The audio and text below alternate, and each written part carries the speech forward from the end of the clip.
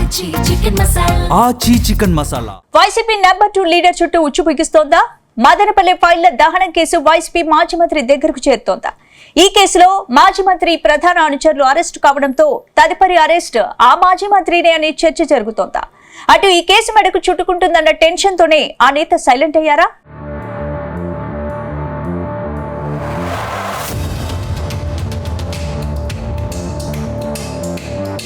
Madanapalle sub collector ఆఫీసులో files దహనం కేసులో బిగ్ ట్విస్ట్ చోటు చేసుకుంది. ఈ కేసులో చాలా కాలంగా పోలీసుల కళ్లు కప్పి తిరుగుతున్న పెద్దిరెడ్డి రామచంద్రారెడ్డి ముఖ్య అనుచరులను సిఐడి అధికారులు అదుపులోకి తీసుకున్నారు.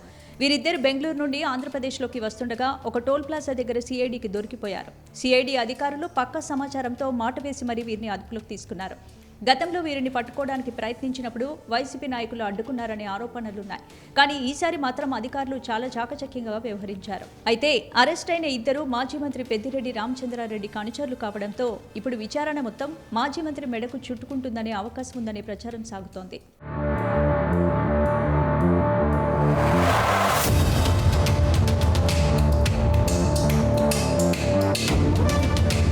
రాష్ట్రంలో కూటమి ప్రభుత్వం అధికారంలోకి వచ్చాక 2024 జూలై 21వ తేదీన మదనపల్లి ఆర్టీఓ కార్యాలయంలో అగ్ని ప్రమాదం చోటు చేసుకుంది.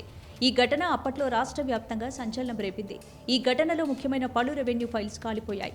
అయితే ఇది ప్రమాదం కాదని ఉద్దేశపూర్వకంగా జరిగిన ఘటనగా అనుమానిస్తూ పలు అభియోగాలు నమోదయ్యాయి. ఆ తర్వాత మదనపల్లి ఫైల్స్ దహనం కేసు వెనుక అసలు మాస్టర్ మైండ్ ఎవర్ అనే కోణంలో సిఐడి విచారణ చేస్తోంది.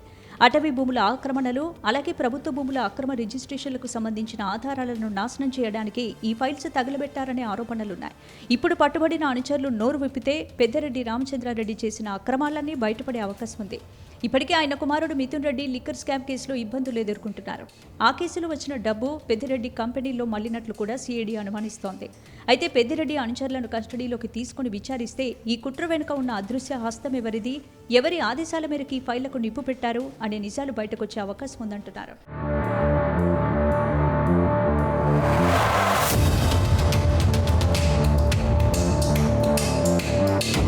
గత వైసీపీ ప్రభుత్వంలో మాజీ మంత్రి పెద్దిరెడ్డి రామచంద్రారెడ్డి అటవీ శాఖ మంత్రిగా పనిచేశారు.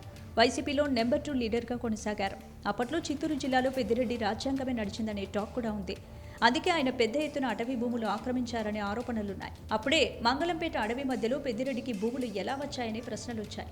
కానీ 2024 ఎన్నికల్లో రాష్ట్రంలో ప్రభుత్వం మారడంతో ఈ భూముల కబ్జాపై deputy CM Pawan Kalyan focus పెట్టారు. అసలు మంగళంపేట అడవి మధ్యలో ఉన్న భూమి వారసత్వంగా ఎలా వచ్చిందో తెలుసుకోవాలని ఆ శాఖ అధికారులను ఆదేశించారు. ఈ భూమి ఎప్పుడు చేతులు మారింది, దీనిలో ఎవరి పాత్ర ఎంత అనే దానిపై నివేదికలు తయారు చేయాలని సూచించారు. పెద్దిరెడ్డి, ఆయన కుటుంబ సభ్యుల చేతిలో ఉన్న అటవీ భూములపై పవన్ సమీక్ష నిర్వహించారు. అటవీ భూములను ఆక్రమించిన వారు, చట్టాన్ని ఉల్లంఘించి అతిక్రమణలకు పాల్పడిన వారు ఖచ్చితంగా శిక్ష అర్హులవుతారని స్పష్టం చేశారు. అయితే ఈ కేసులో దూకుడు పెంచిన సిఐడి పెద్దిరెడ్డి ప్రధాన అనుచరులను అదుపులోకి తీసుకోవడంతో కేసు కొత్త టర్న్ తీసుకుంది.